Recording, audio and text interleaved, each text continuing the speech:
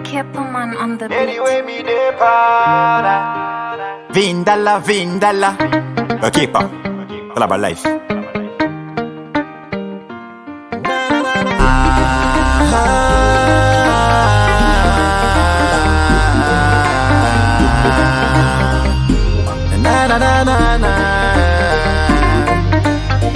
Ndirindega ndombotendereka njere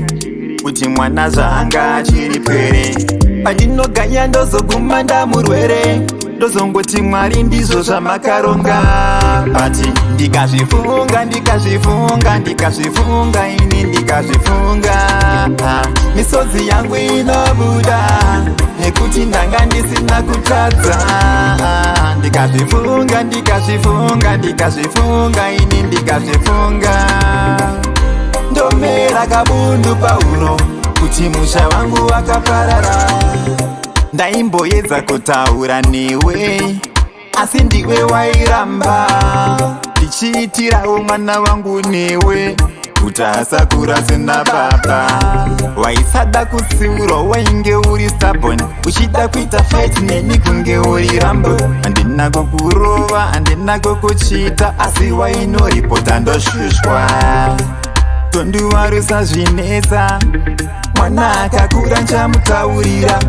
chokwadi chese ndichamugadzikira ese ndichazvibudisa pachena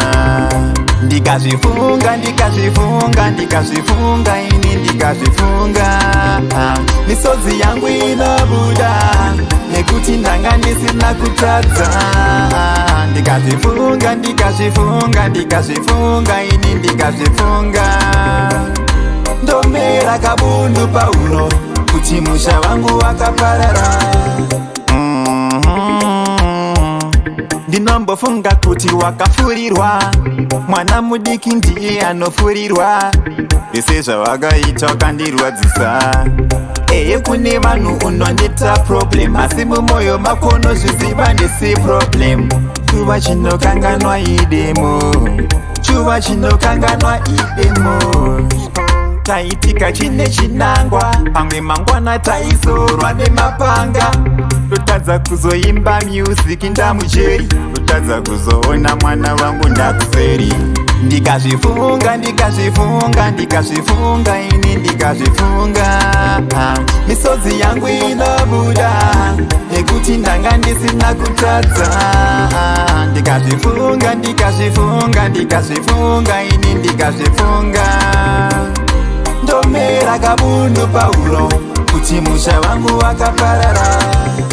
ndaimboedza kutaura newe asi ndiwe wairamba ndichiitirawo mwana wangu newe kuti asakura sina baba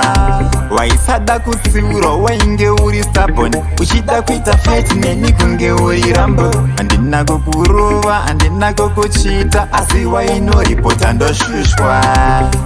tondiwarusa zvinetsa mwana akakura nchamutaurira chokwadi chese ndichamugadzikira ese ndichazvibudisa pachena